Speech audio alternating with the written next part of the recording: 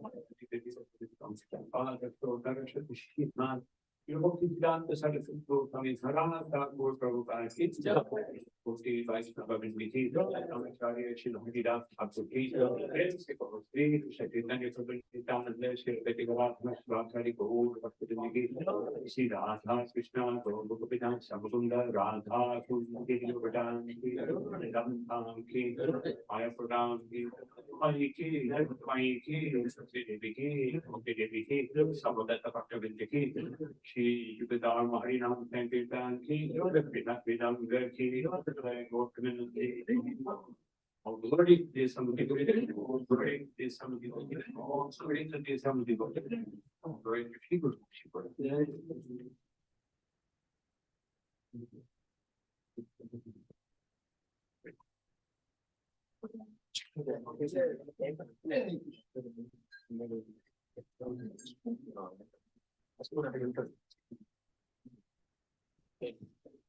Hare Krishna. Hare Krishna.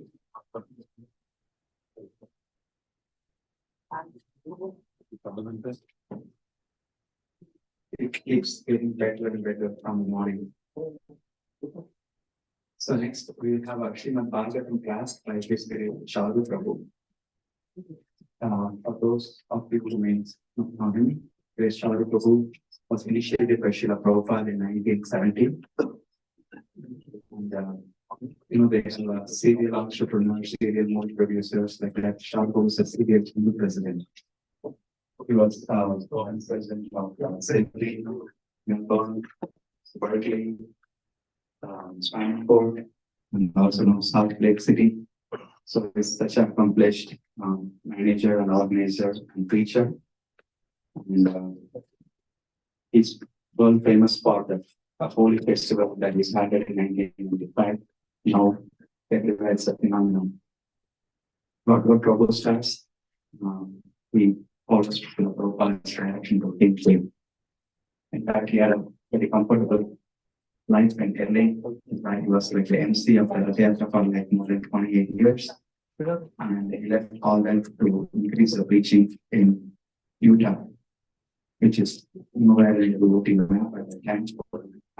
And of all the things you could have thought, he went there to start a radio station to broadcast Krishna's message to radio. That is innovation. So that's still going on for 43 years now. Broadcasting Krishna conscious programming there.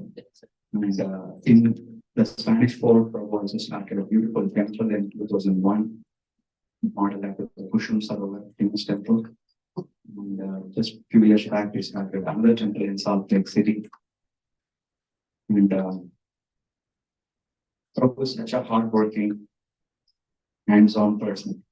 When we went to South Sandra a few years back, we were all doing so many things, and Prabhu was just moving along. They would have hired a contractor to do it, but he's so hands-on, everything.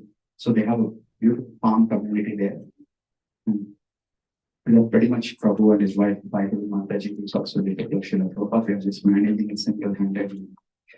And they know everything about the property, and they use the resources in such a creative way, and not just the natural resources, but also because they're just the two of them, so they're not only any devotees living there, but they create so much opportunity for engagement from the community. Speaker volunteer, such creativity to engage the larger community in Krishna's service, and they have been doing it so successfully. They have a restaurant there, and glories are on and on and on. To keep telling them this will become the Bhagavatam class. So, but I'd like to invite Prabhu to give the actual Bhagavatam class. And again, thank you so much for coming, Prabhu.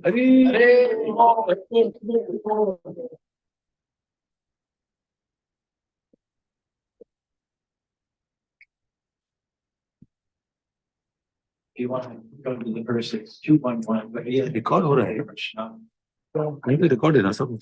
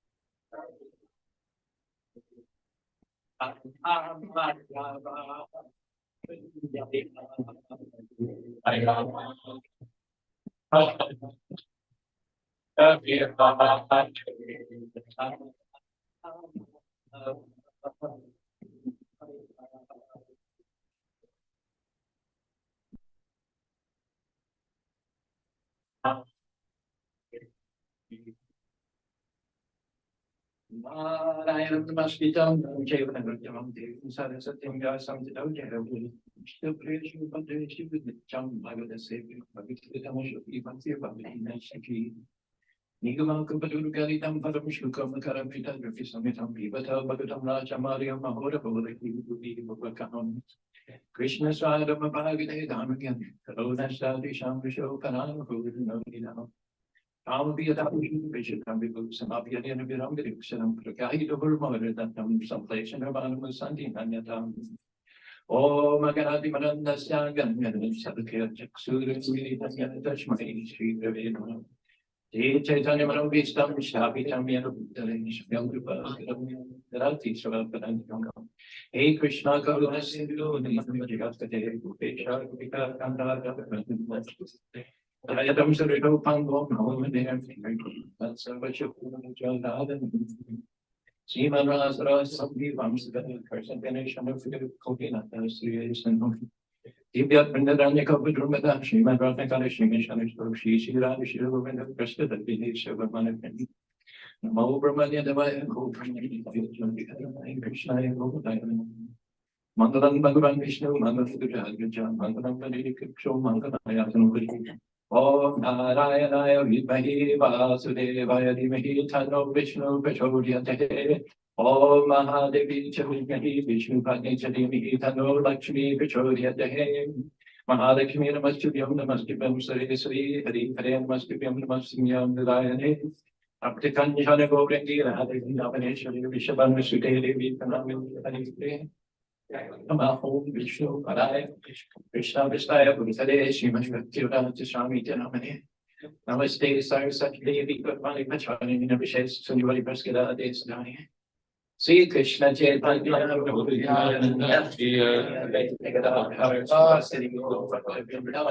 Hare Krishna, Krishna Krishna, Hare Hare, Hare Rama, Rama Rama, Hare Hare.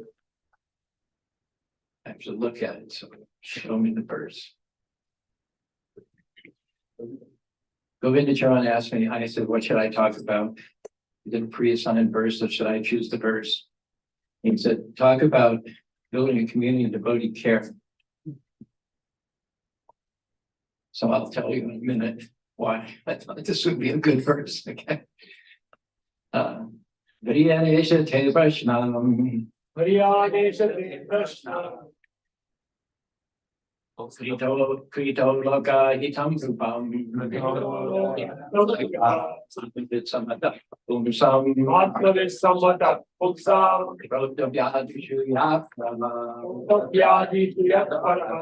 Anybody else, men or women?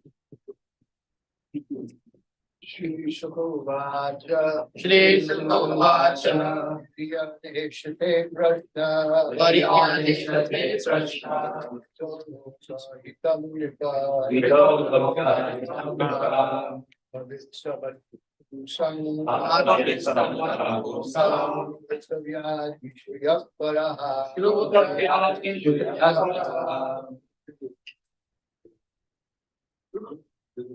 Maybe two more. Virayat Eshate Prashna. Variyaneshate Prashna, Lokahitam Kripa. Bhavitsamata Pumsam. Lokavyadishu Yapada. Hariyaneshate Prashna. Hariyaneshate Prashna. Lokahitam Nipa.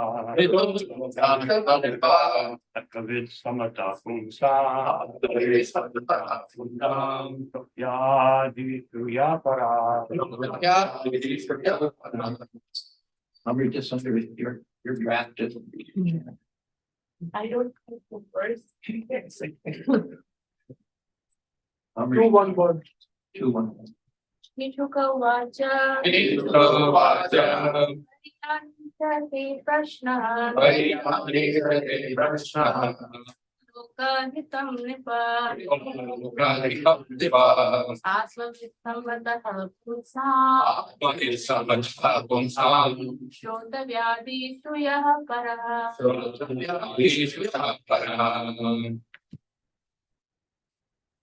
Translation, please repeat. Sukadeva Goswami said, my dear king, your question is glorious. Because it is very beneficial to all kinds of people. The answer to this question is the prime subject matter for hearing. And it is approved by all transcendentalists. Anyone like to read the purport? Even the very question, purport by Srila Prabhupada, even the very question is so nice that it is the best subject matter for hearing.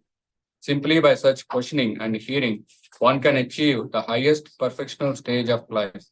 Because Lord Krishna is the original Supreme Person, any question about him is original and perfect.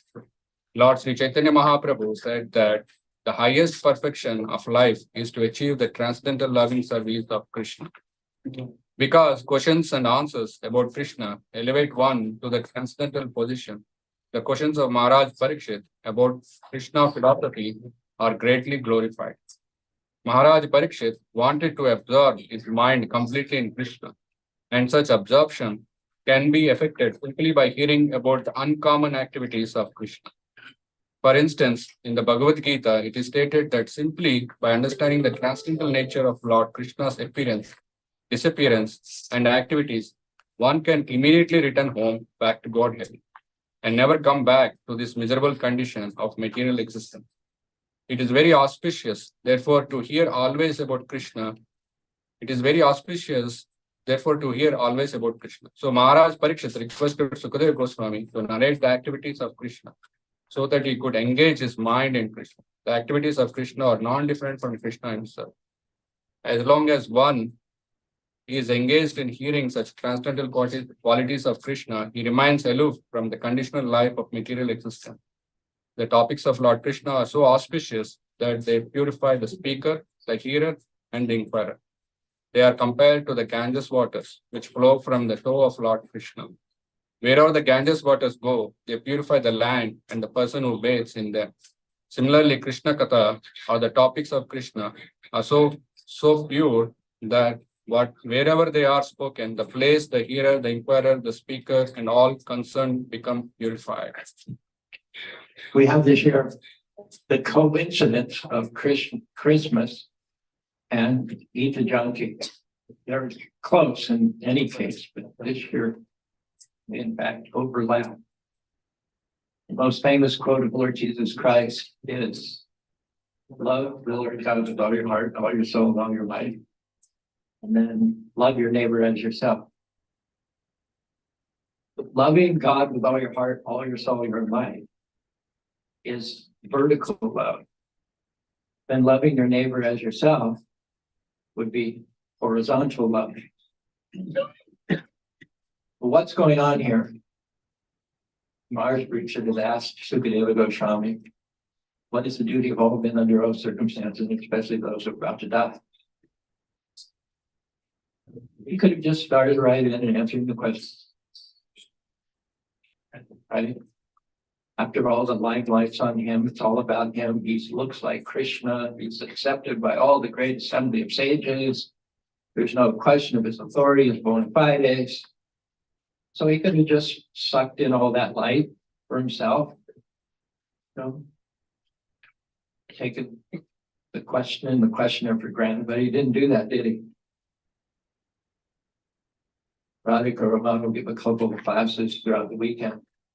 And I predict that if someone asks a question, he won't take that questioner for granted. He'll look that question in the eye. He'll light up as if he'd never heard that question before in his life, as if that was a totally original question presented by the most unique original devotee in the world. He was saying, good question. And don't you just feel so great?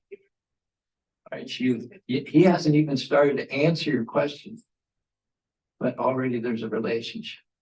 Already he's touched you down to the very core of your heart. That's why I chose this verse for community building and devotee care. It's founded on relationships. That's the basis of appreciating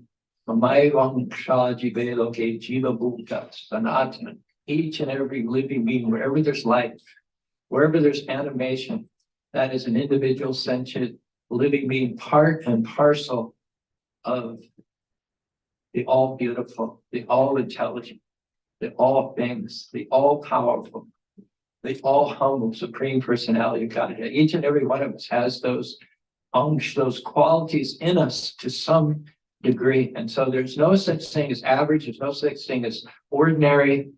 God doesn't do ordinary. God doesn't do average. If you have a Rolex, if your watch says Rolex, you know just from the company that made the watch, this is not an average watch. This is not, because Rolex doesn't do average. Rolex doesn't do ordinary. Mercedes, we just know, hearing that name that this is the best engineering, the best parts, the best service record, the best everything about it. Krishna is the best. Krishna is not just God. He is the super excellent supreme personality of God. Full in 6 opulences. Every living being is a luminous, indestructible, indissoluble part and parcel of Krishna, the supreme personality of God. I do the same in the best of colors with a lot of young people. I want to introduce them to the concept of the soul. So I ask them to partner up and look into each other's eyes. Say it's not a staring contest. It doesn't matter if you look away, it doesn't matter if you blink. But when you see the light of the soul, raise your hand. And you get a few hundred or a few thousand people. Get their hands raised. Then I say, repeat after me. And you can do the same. When I look in your eyes. When I look into your eyes. When I look in your eye, I see a shining soul. I see a shining soul. When I look into your eyes. When I look in your eyes, I see a spirit soul. I see a beautiful I soul. see a soul that's never born. I see a soul that never A heart that never died. Yearns to fly back home. Yearns to fly back home. Back to the spiritual sky. Back to the spiritual side. I'll take it from here. From dust you come, to dust you go. Was not spoken of the soulless body like a set of clothes wears out and gets exposed. A flame of light and light gives life to the machine. The candle never snuffs, subtle, sublime, unseen. For the soul, there's no beginning, ending, there's nothing smaller than that, brighter than the sun. When I look in your eyes, I see a shining soul. When I look in your eyes, I see a spirit soul. I see a soul that's never born, a spark that never dies. Yearns to fly back home, back to the spiritual sky. The inner soul continues when the outer body ends, like flame from wood, sparks ascending, transcending dark matter, blending with the sky, invisible to the naked eye. You cannot kill, nor can you die. You cannot burn, nor can you fry. The soul cannot be scorched by any blaze. No water can drown the spirit. No wind can make it fade.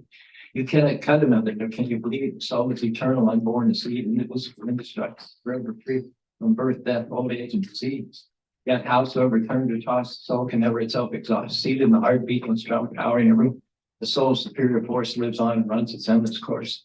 As a cloud is seated on the air, so spirit supports flesh, take away the living force, just chemicals lying there, corpse naked and bare, not a twitch or wiggle, not a subtle wink or giggle, can't tickle it or puzzle with a riddle, deaf, blind, huge, dumb, can't reward it, can't ignore it, can't restore it, deader than a doornail, stiffer than a board. Only thing to return it is turn it, burn it, bury it, earth, dust, ash, ash. Infirm body versus immortal soul. Learn the difference. Converters make a spiritual choice. Sing out of your voice, make some noise for the spiritual force. I say Hari, you say Krishna. Hari, Krishna, Hari, Krishna, I say Krishna, you say Krishna, Krishna, Krishna, Krishna, Krishna. I say Hari, you say Hari, Hari, Hare, Hari, Hare. I say Hari, you say Rama, Hari, Hari, Rama. I say Rama, you say Rama, Rama, Rama, Rama. I say Hari, you say Hari, Hari, Hare, Hari. Hare. Hey. I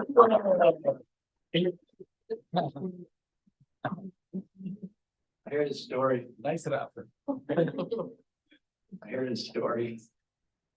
It was the high school Friday afternoon. Hour before closing, it was math time. Nobody was into it. Nobody's mind was there. Just when's the bell? So the teacher came up with this idea. Just to pass that last hour. She doesn't know where it came from. He said, everybody take a piece of paper, write your name on the top of the piece of paper, and then pass the piece of paper around to every other class member. And each class member write when you get that person's paper with their name on it, write something you like about that person. It's just, they all did it, passed it around. They wrote underneath Stephanie, each George, Seymour. And the bell rang, everybody went home. They took the papers with them. He never thought anything about it. 10 years later, one of the students had gone to Vietnam and lost his life there. And many of his classmates were present at his funeral. His father stood up to the podium, spoke about the life of his son. During the course of his talk, he said, I just want to share something with you. we found stuck up into the liner of his helmet, this piece of paper. Hmm. For all of you had written, which he liked about him. So then it came time for other classmates to come up. Can you get that worked out?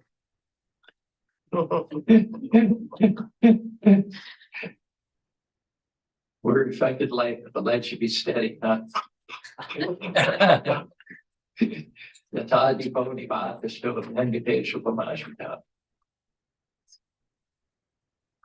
So another classmate came up and said, you know, and he took it out of his wallet.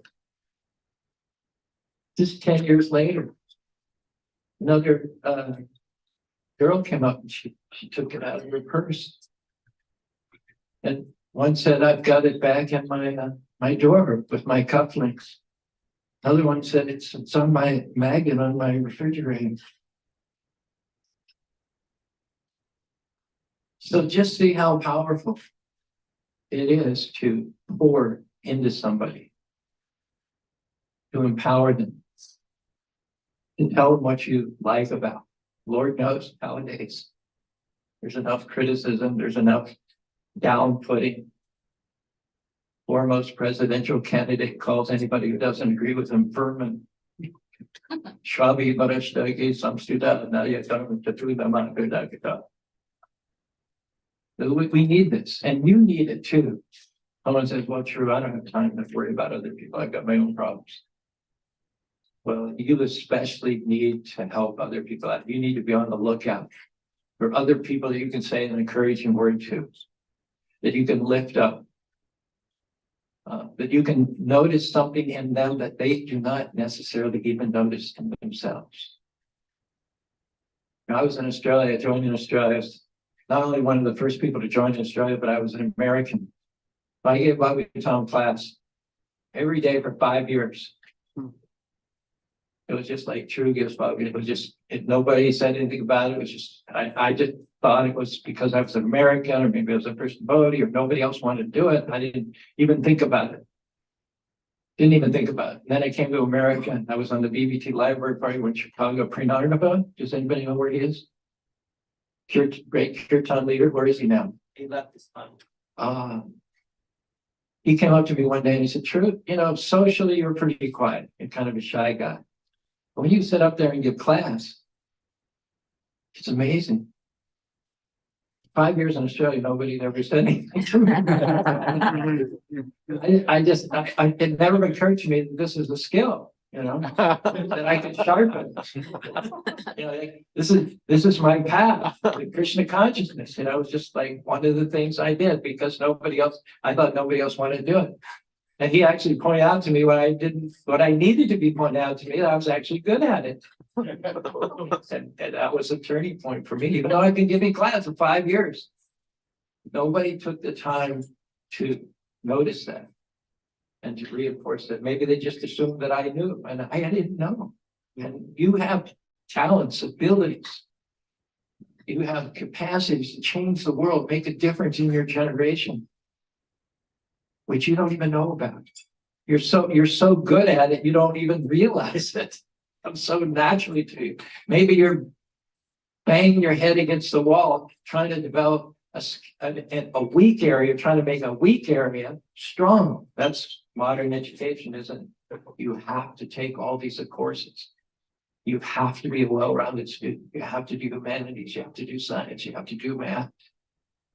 I remember, you know, learning I don't know how many elements it is now, but in my day it was 108 elements of the periodic table. I just wanted to go. Just kill me, Lord, you know, just like, put me out of my misery. That reminds me of a story. You know, they put an eagle, a squirrel, and a rabbit. You heard the story into the modern education. They plugged them in, and so they said the eagle should learn to run. Right, the rabbit should learn to fly, and the squirrel should learn to what? Oh no, the rabbit should learn to climb. The eagle should learn to run, and the squirrel should learn to fly.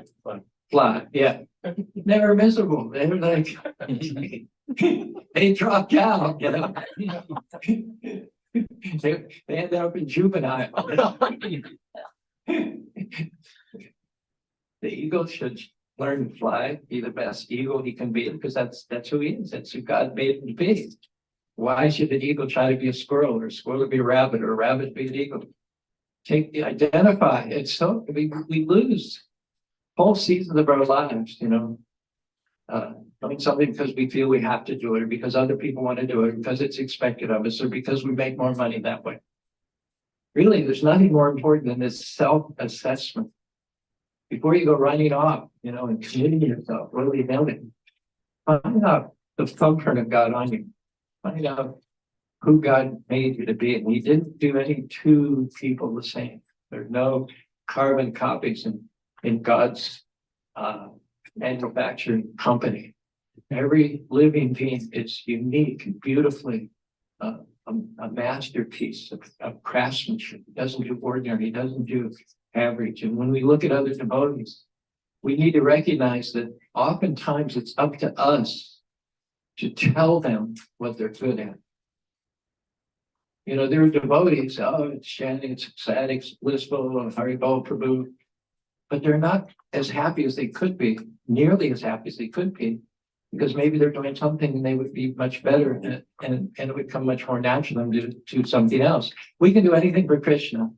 And even if you do something that you don't like and you do it long enough, you will get to like it. This is all true. But I can speak for myself. When Prabhu said that to me, I was off and running. I'm like, I never look back. I never look back. If this is what I can do, and if you can identify what natural, innate talent and ability that God endowed you with, then what's the next thing? What's the next thing? Sharpen your axe. Sharpen your axe, whatever it is, whether it's fixing cars, or mentoring young people, doing flower garlands, painting pictures, giving talks, driving cars, doing music. You become not necessarily the best in the world, but you become the best that you can be. That's all Krishna asks of us, is you become the best that you can be. Some birds fly high in the sky. Some birds fly midway.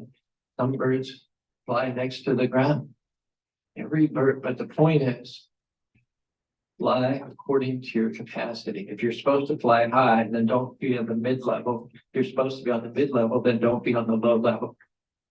There was a story about John Wooden, a legendary basketball coach from UCLA. He told his players that whenever one of them passes you the ball and you make some points, don't take that person for granted.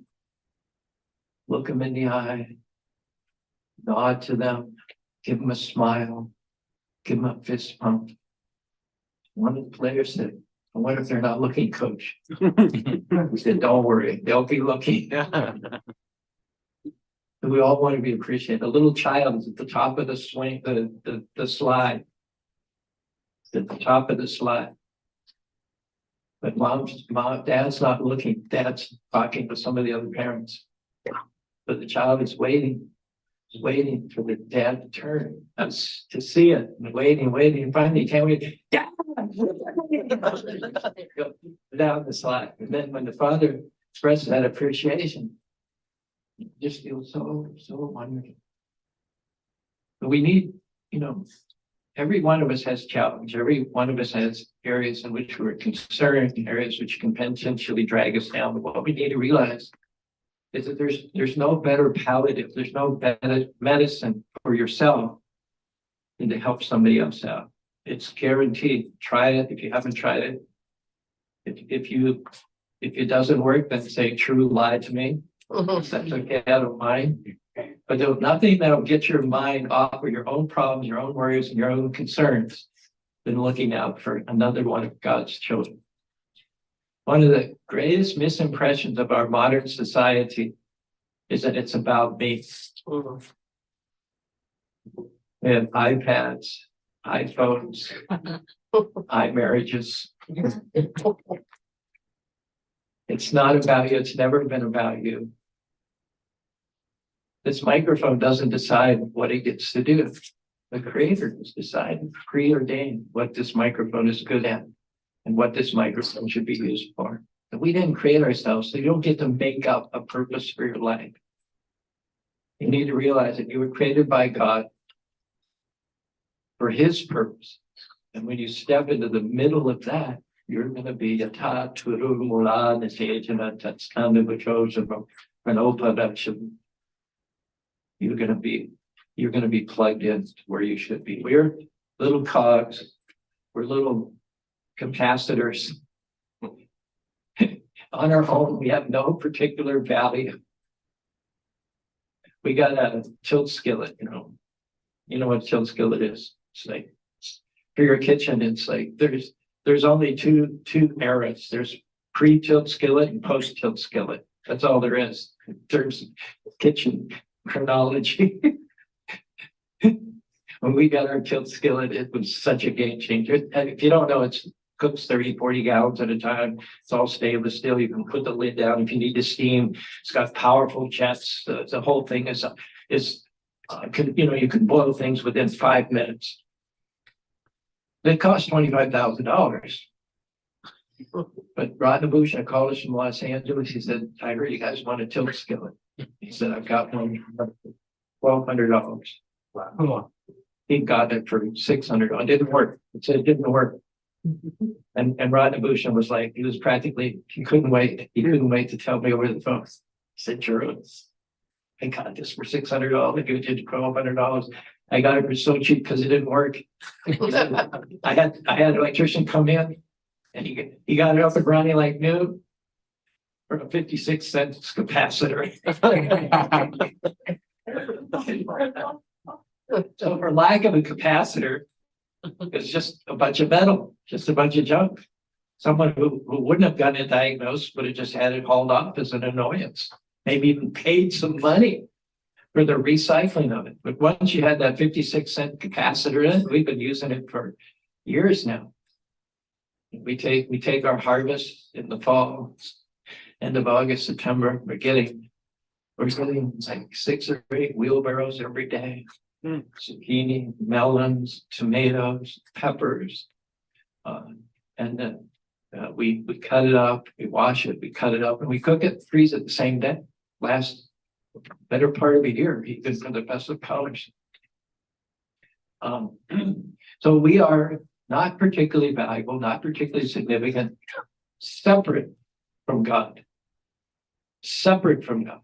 But when we make that connection, when we plug in to our creator and we step into the middle of what it was we're created to do, then there's no limits. Sometimes I ask people, what are the 20 steps you can take that you're going from 4 miles an hour to 600 miles an hour?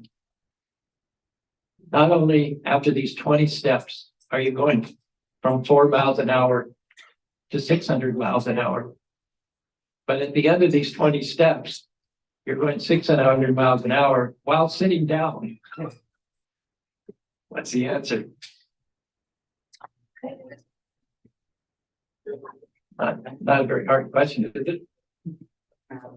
In an airplane, right? Exactly. So by identification of the individual unit with the whole entity, that he assumes powers that he could never dreamed of. He could go places beyond the farthest reaches of his imagination. How 150 years ago, how could people have imagined that we'd come from all parts of the Southwest and even from Idaho and Utah and who knows where else to gather here over the weekend? We don't even think that much about it. 150 years ago, it'd taken a year to come and go back.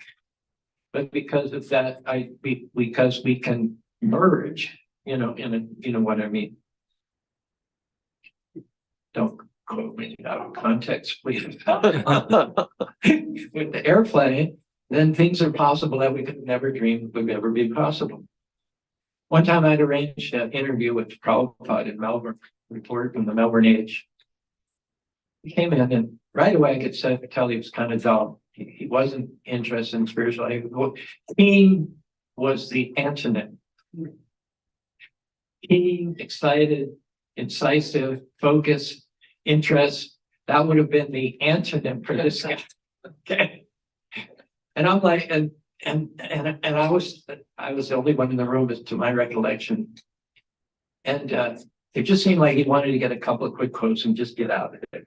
He was very uncomfortable. He's a little overweight. He's kind of dowdy, both physically and mentally. But Prabhupada spent so much time with him. Couldn't believe the detail that Prabhupada got into about the soul, the eternal soul. And it was obviously just rolling off like water off a duck's back. The Prabhupada kept going and going and going and going. And the guy was antsy, you know, and I couldn't understand what. I mean, Prabhupada certainly had better things to do with his time. This guy, you know what I mean? You know. And the interview ended, he went away.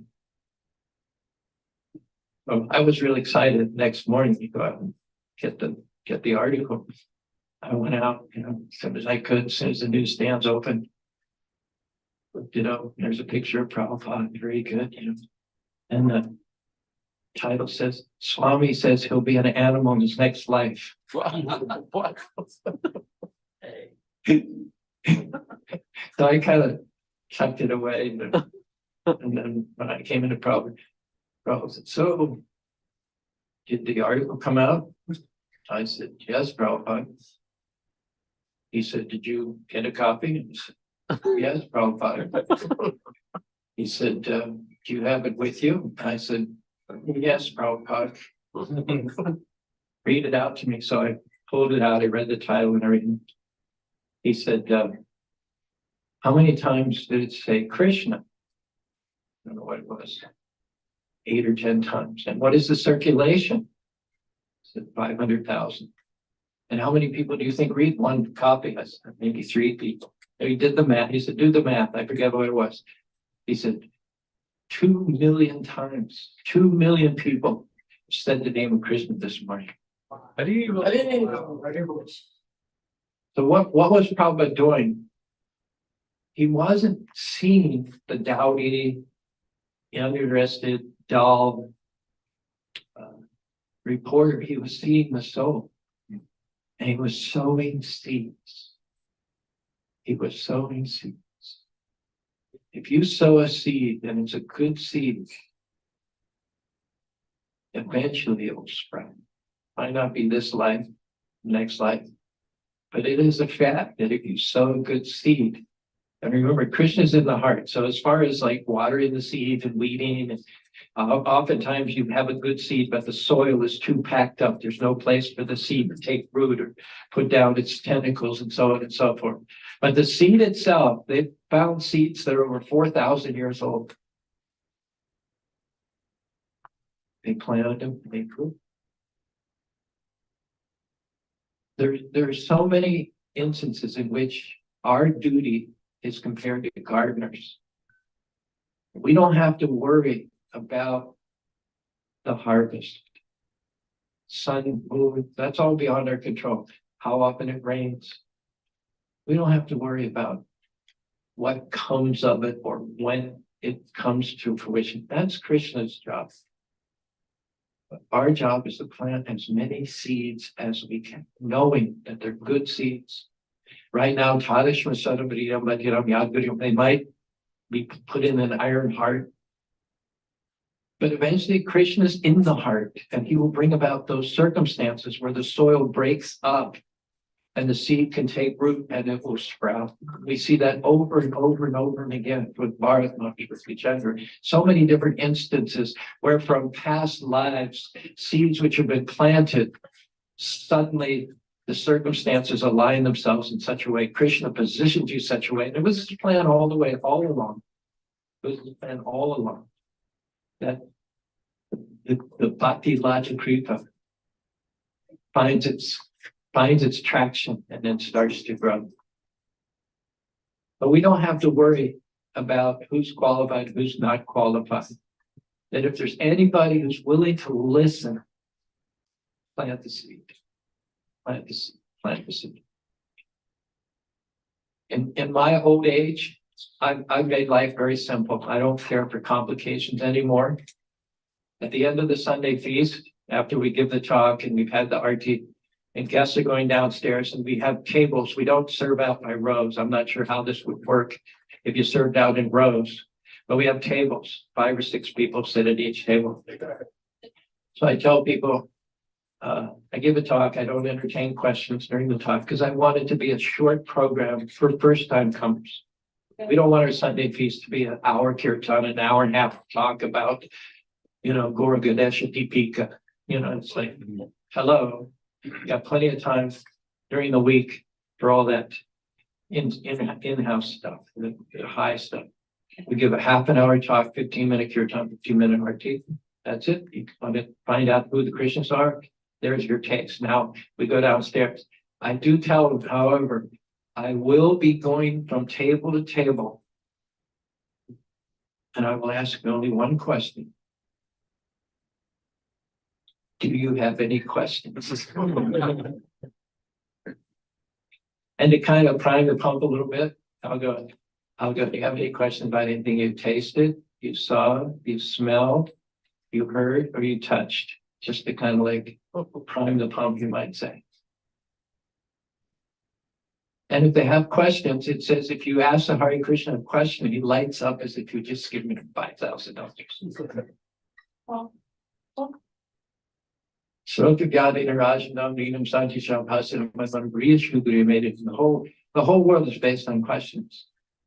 The problem is 100% of those questions are about temporary, inconsequential things. Why should we waste our valuable human form of life about the price of this, the price of that? We don't have much time. So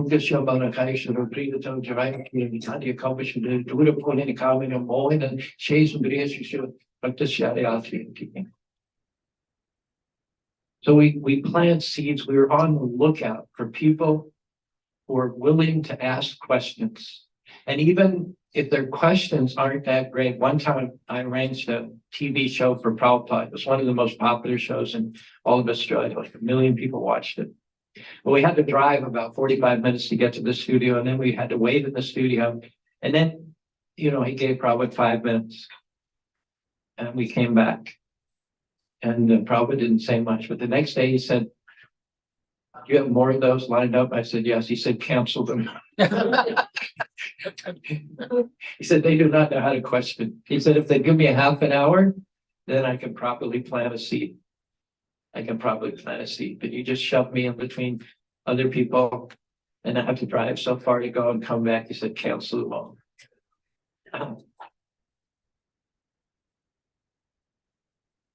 Right, Bobby does these things where in Utah there are a lot of delinquents. I think they call them juvenile. They still call them juvenile delinquents. That's what they called them when I was a juvenile delinquent.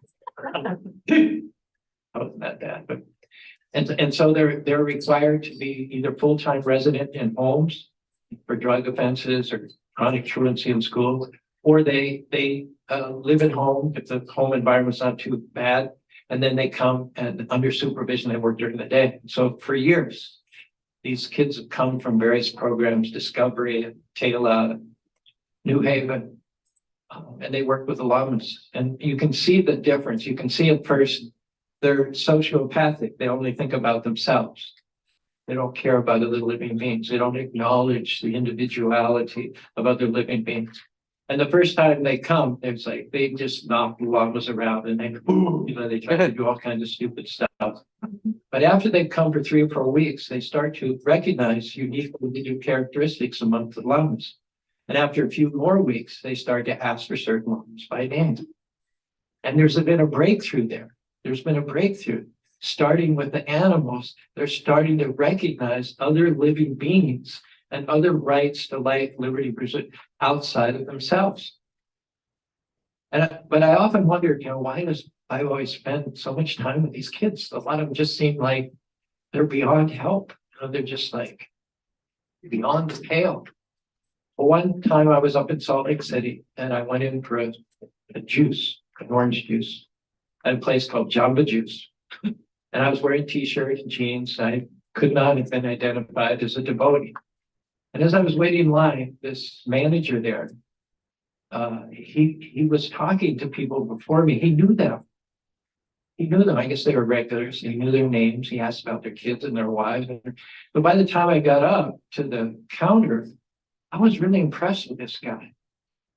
This guy is not just selling juice. He's building people up. People come to him, and the juice is secondary. They want to make that human connection with him, and he never disappoints. I was very impressed. So I ordered my juice, and he went and ordered everything. He came back and he handed it to me, and he said, "Do you know Vi?" I said, "Excuse me?" He said, "Do you know Vi?" "Yeah, I know Vi. I've been married to her for 53 years. He said, "Yeah, I saw your neck beads."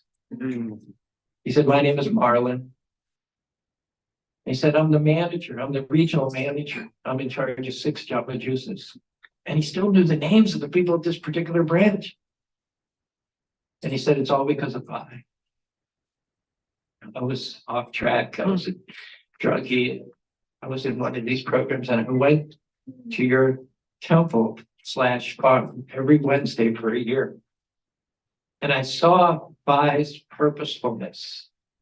I saw that she had meaning in her life. She had direction. She had focus.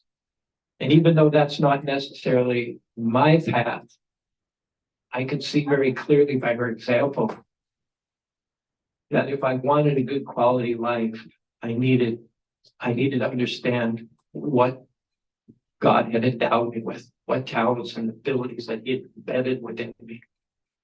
And come to realize that I'm very good with people. I have a good memory. I remember names. I remember details. And I said, "Marlon, I'm honored to meet you. I'm honored to meet you." And this had all happened quite a few years ago. Just because of the time that she spent with them, the seeds that she cultivated in them. Sooner or later, they will grow. The good news is, you may think you're wasting time. It may look like you're wasting time. It may look like this is the last person in the world. But if they're willing to listen, that's the only qualification. If they're willing to listen, then we're willing to plant a seed with the confidence that that seed will never perish, never rot, it will never atrophy. It will sit there until that person's time comes.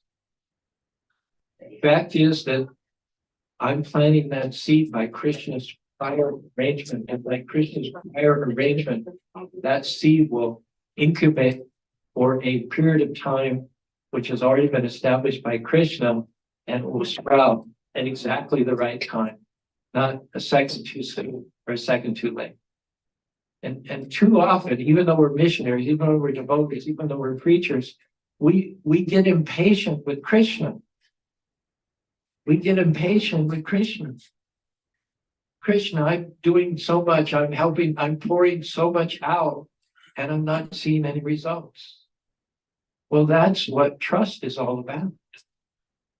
Otherwise, I think that's called being a fruitive worker or something, isn't it? You plant the seeds. That's your job. And your job is done. Don't second guess it. Don't try to hurry Krishna along. You just plant the seeds, as many seeds as you can. Look at the heroes of the Bhagavatam. How many betrayals, how many conspiracies, how many unfair situations haunted them, dogged their very footsteps. Yet did any one of them, Dhruva kind of thought about it, but as soon as he became Krishna conscious, he thought about getting back at his stepbrother and stepmother, but as soon as he became Krishna conscious, he totally wrote it off as a waste of time. You don't waste time in trying to get back at people or trying to go toe-to-toe with someone or set something right or tell them where they're wrong. They just continue planting seeds. Continue planting seeds. And what was it he said?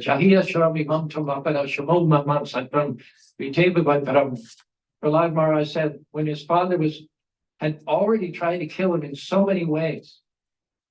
I mean, it didn't seem like there was any opening for Krishna consciousness in Hiranyakashipu.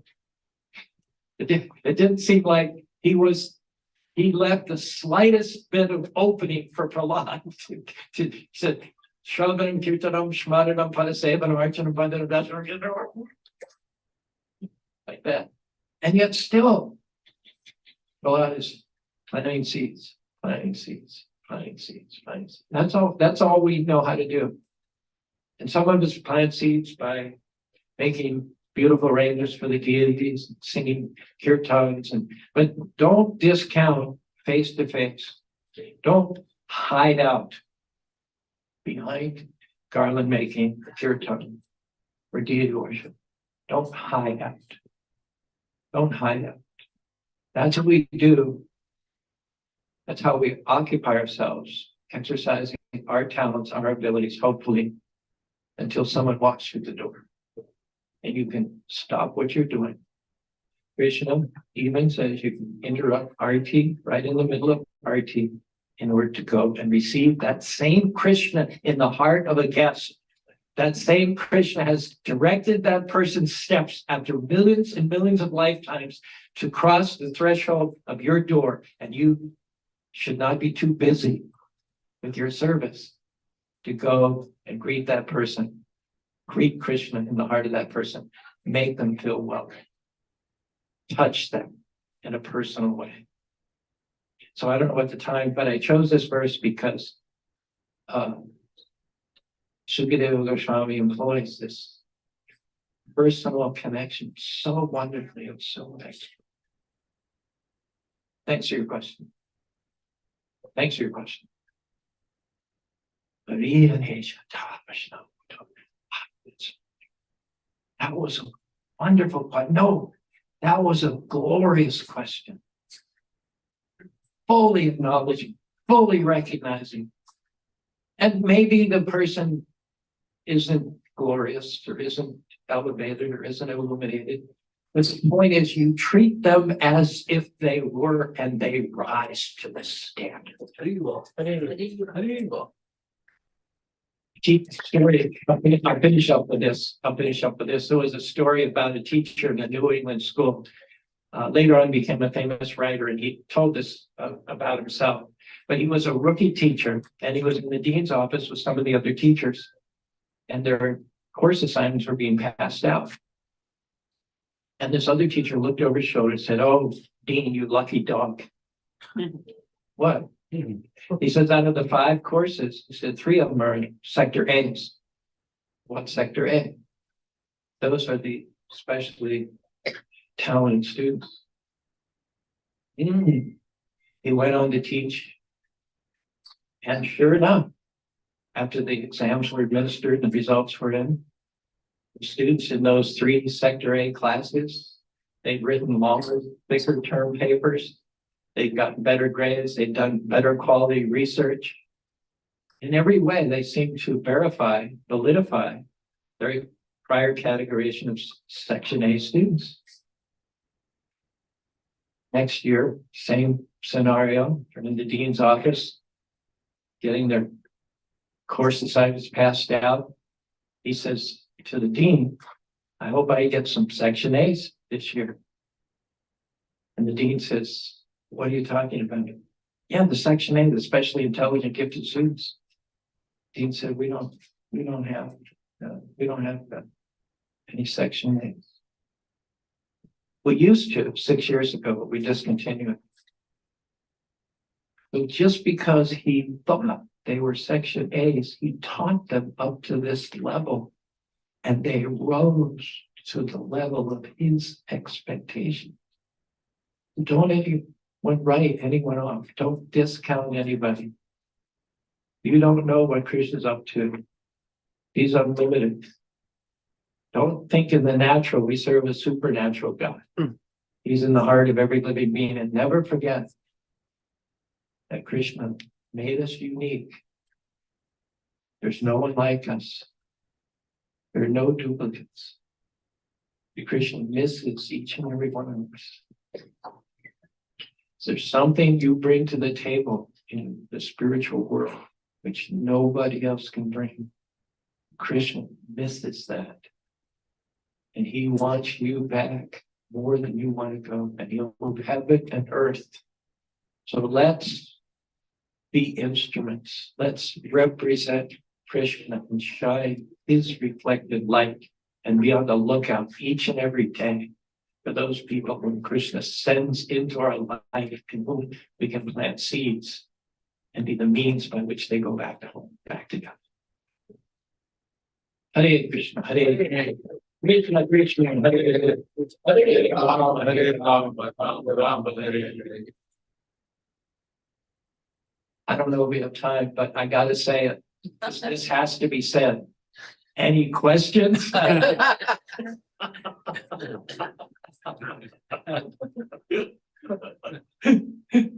If you're hungry, it's fine. Shri Prahlad. Yeah, thank you for that class. It was very inspiring.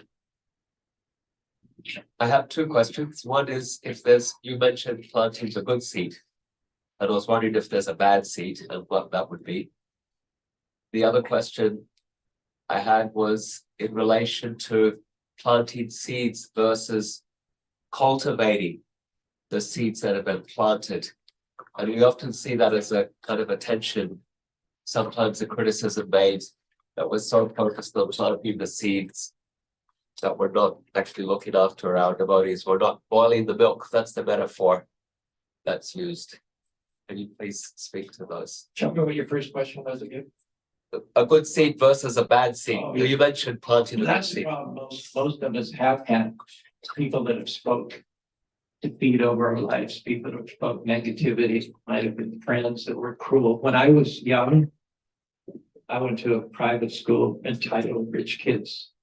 And it was a sign of prestige if you could insult somebody in a unique way. You know, if you did that, they would say, "Nice cut." Nice cut. So everybody's looking around, you know, everybody wants to be recognized, everyone to be praised, but if that's the standard, then you go around looking for insulting people in the most clever, unique, vicious, underhanded ways, and then you get that reinforced a nice cut. So, yeah, but the bad seeds don't last because Krishna made us in his image. Darkness can only exist in the absence of light. So you can remove decades of abuse and low self-esteem in a moment. Maybe it's not like instantaneous.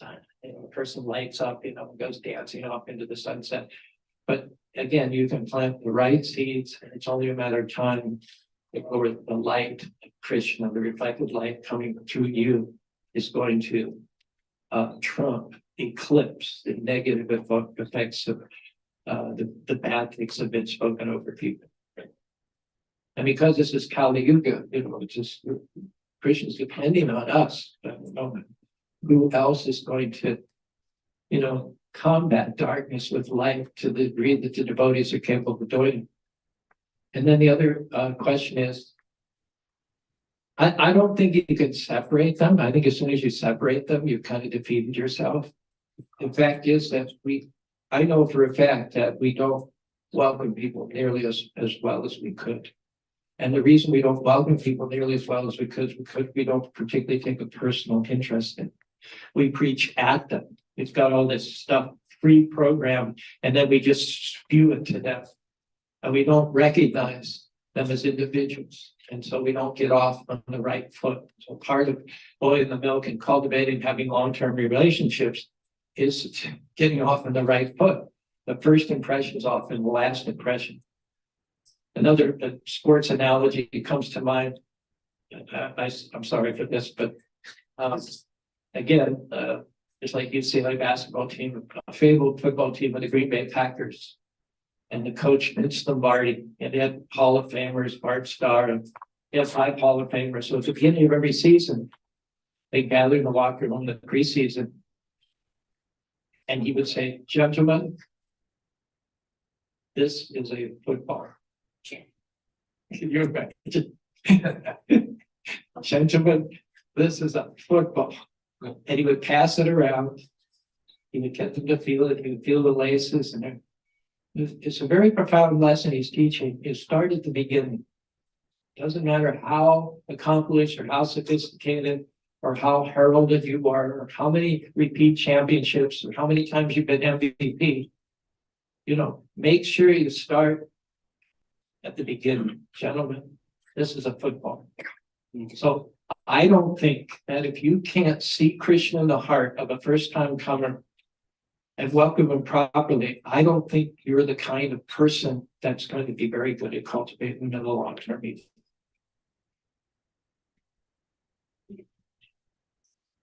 Yes. I have one reflection, which is, we talked about first impressions. There's been many times I meet people who had a negative first impression or a positive first impression. And we should really, as a society, put emphasis on together working. You know, every time we meet someone, we never know where they're gonna land or where they're gonna be. And who will be cultivating them or getting a chance to cultivating them, and the importance of really making a positive first impression, even if they reject us. But like Vaishesha Prabhu says, honor their rejection, because later on somebody may, you know, come into contact with that individual. So just one reflection. I was hearing a podcast, Chuta Gopi from New York Bhakti Center. And she was saying the same thing. If they got turned on, honor that.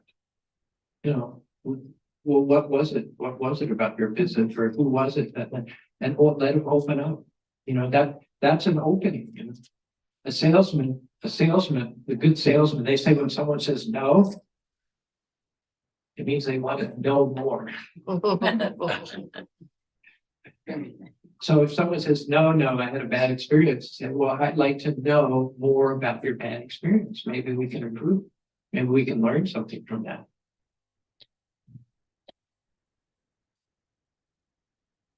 That's what would you? Thank you so much for a wonderful class.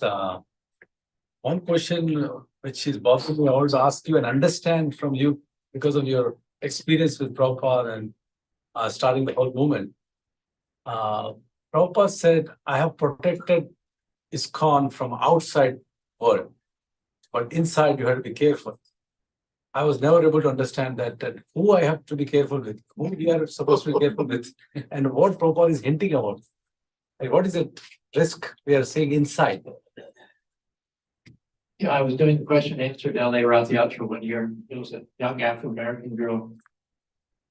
And she asked a question. She said, I'm a new devotee. I've been coming to the temple for just a very short time, but I have a problem. I can't finish one round of japa without crying.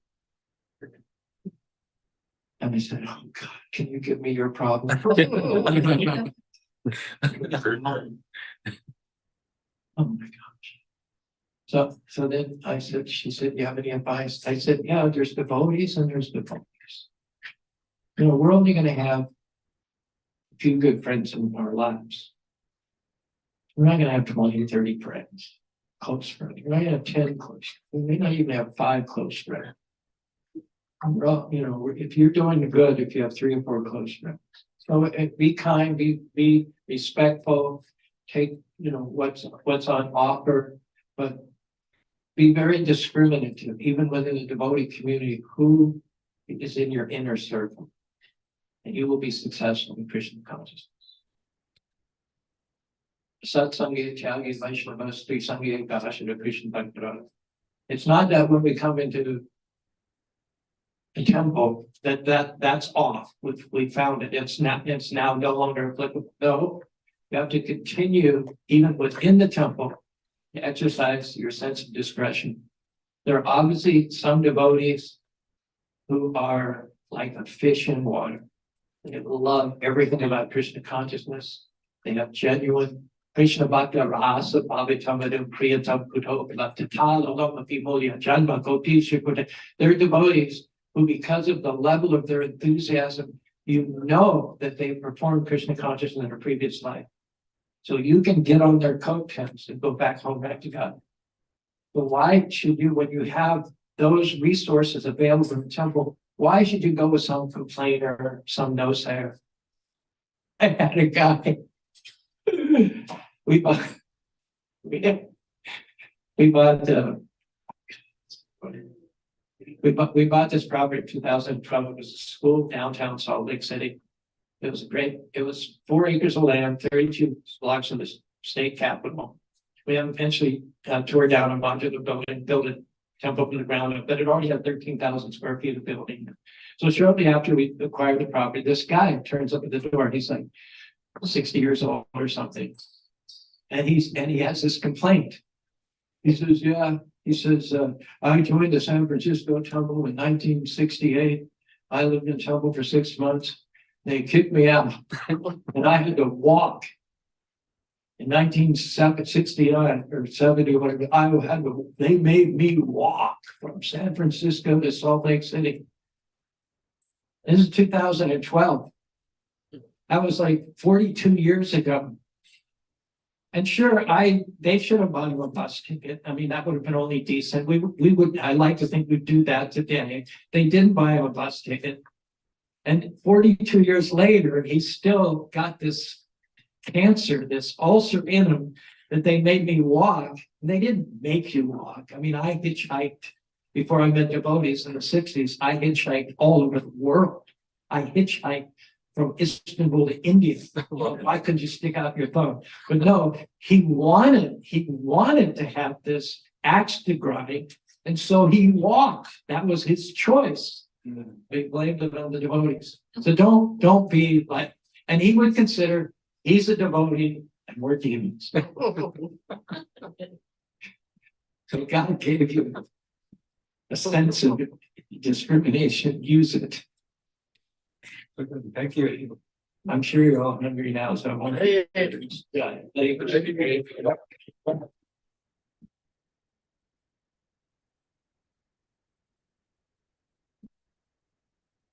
Caru Prabhu ji ki.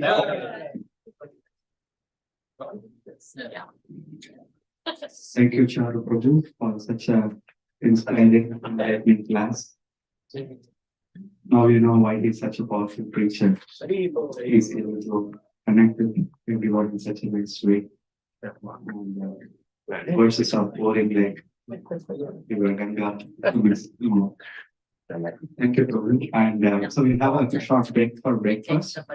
And we'll be back here at 9:30. Shri Prahlad Prabhu is going to lead a kirtan, followed by Bhagavad Gita seminar by His Grace Radhika Prabhu at 10 p.m.